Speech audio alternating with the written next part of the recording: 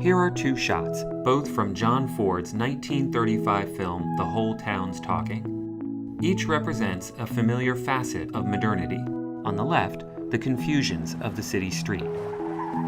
On the right, the orderly operation of the office. In both shots, the movement of the camera is crucial to the effect. Here, the camera itself moves through the traffic, amplifying the sense of overwhelming chaos. Here, the camera dollies past one desk after another, depicting the office's repetitive structure.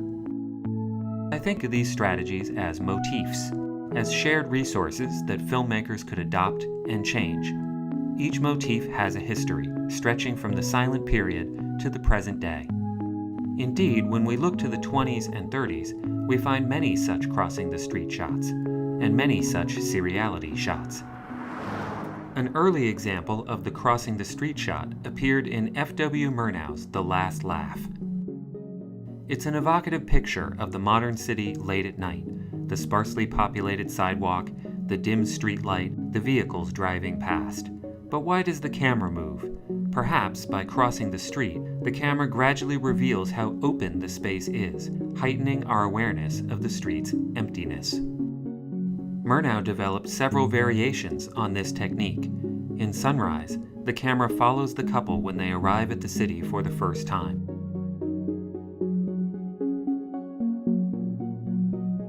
Most of the cars are moving right to left, but some cars are turning into the street from the background, making the pattern of movement more complex.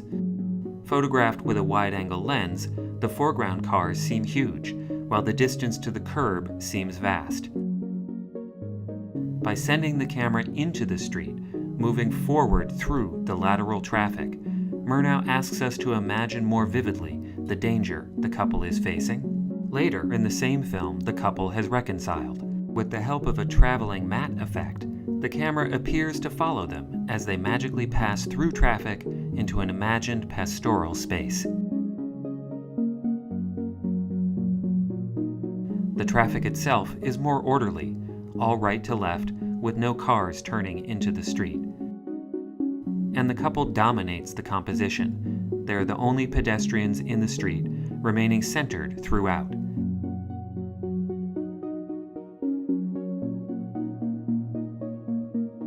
The couple even grows larger over the course of the shot, the camera moving slightly closer and slightly lower, a shift timed to coincide with the dissolve to the country. It appears that Murnau gave subsequent filmmakers an idea. Thinking about shooting a street? Try moving the camera. Thinking about moving the camera? Try a street scene. Filmmakers began revising the crossing the street shot almost immediately. Mary Pickford, working with Sunrise cinematographer Charles Rosher, turned the technique into a brilliant gag.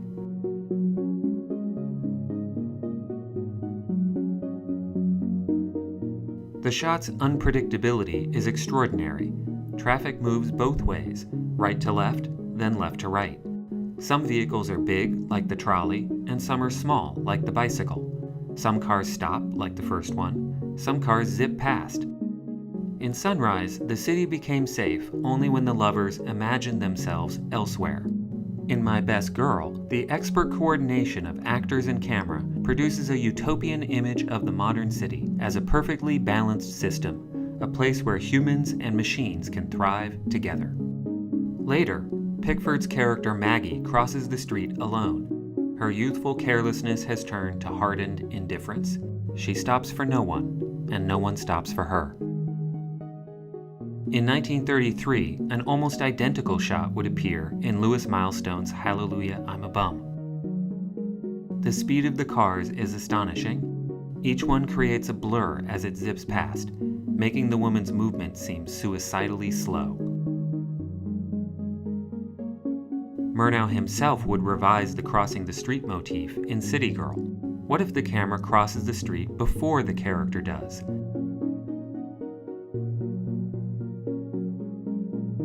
At the start of the shot, Charles Farrell's character is in the foreground, in focus, and in the center. After the dolly back, he is blocked by extras, a little bit soft, and so far to the right that he barely remains in the frame. Eventually, he re-enters the field of view, but he remains a solitary figure engulfed by a crowd. One of Murnau's early admirers, Frank Borzage, reworked the crossing the street shot several times. This sequence from History is Made at Night seems like an homage to the fantasy sequence from Sunrise. There, the lovers magically escape from the city into a shared imagination. Here, the lovers cross the street with the hopes of escaping to Tahiti, hopes they know are false. The cars are less threatening in Borzage's film, slow-moving, halting to allow the characters to pass. But the city has lost its wonder, its almost supernatural power to keep the couple safe. By this time, the crossing the street shot had become a shared resource, available to any filmmaker who wanted to copy it, or better yet, revise it. The motif had acquired multiple meanings, characterizing the city as dangerous and safe, predictable and chaotic, mundane and magical. As Tom Gunning points out, theorists of modernity often invoke a dialectical interaction between chaotic dissolution and systematic organization. If the crossing the street shot sometimes devolves into chaos, the seriality shot often evokes another side of modernity, its organized systems of mass production. Outside Hollywood, René Clair provided a prototypical example. In the seriality shot, the camera dollies down a row of similar objects, suggesting that the series might extend forever.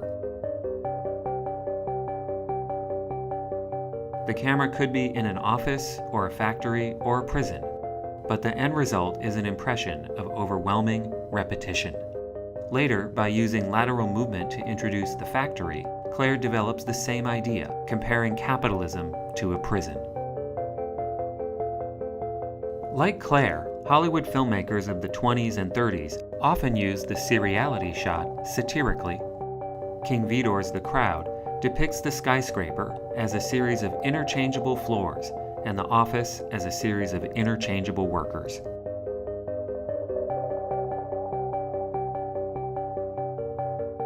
Prior to this scene, the protagonist has expressed his desire for greatness. The shot of the skyscraper gives us hope that he has succeeded. Look how high he has climbed. But then the camera's ascent turns into a dangling descent, its sweeping view becoming a conventional medium shot, a stark contrast between the camera's seeming ability to go anywhere and John's own fate going nowhere. Another film, The Easiest Way, uses the exact same skyscraper shot to introduce a scene at an advertising agency.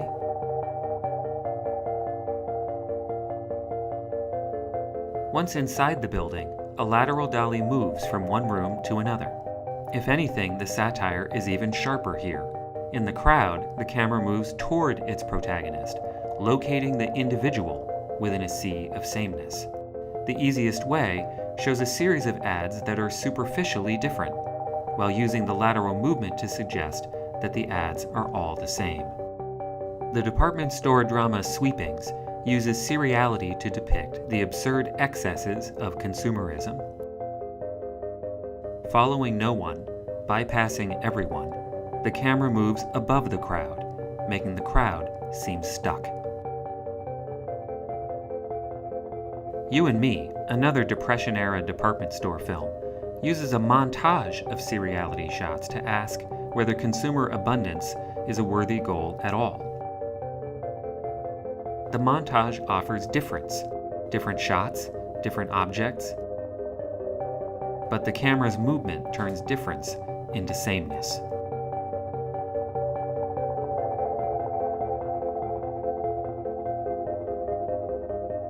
An unusually despairing depiction of seriality appears in Joseph von Sternberg's The Last Command. The protagonist begins as a czarist general, loses everything in the revolution, and ends up in Hollywood. While dollying down a line of aspiring extras, the composition holds on the protagonist briefly. But then the camera just keeps on going, sending the general off-screen with all the others. Aristocratic, revolutionary, capitalist, it does not matter. Every system produces its own repetitive series. Modernity is monotony. The seriality shot was a major figure of 1930 cinema, appearing in many genres: the prison film, the musical, the historical drama, and the war film. In all these examples, the seriality shot works to characterize modernity as a culture of mass production, mass consumption, and even mass destruction. Fittingly, the seriality shot itself would become subject to repetition, a motif to be mass-produced in film after film over the ensuing years.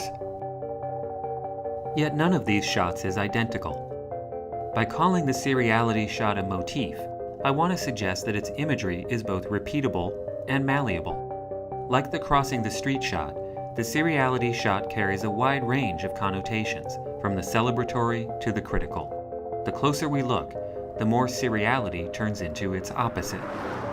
Not sameness, but variation, complexity. Whether crossing the street or dollying down the series, a cinematic motif embodies both sides of the dialectic between organization and disorder. A cinematic motif can be repeated over and over again, and yet subtly revised to express different ideas in different contexts. A cinematic motif is recognizably the same, and never the same at all.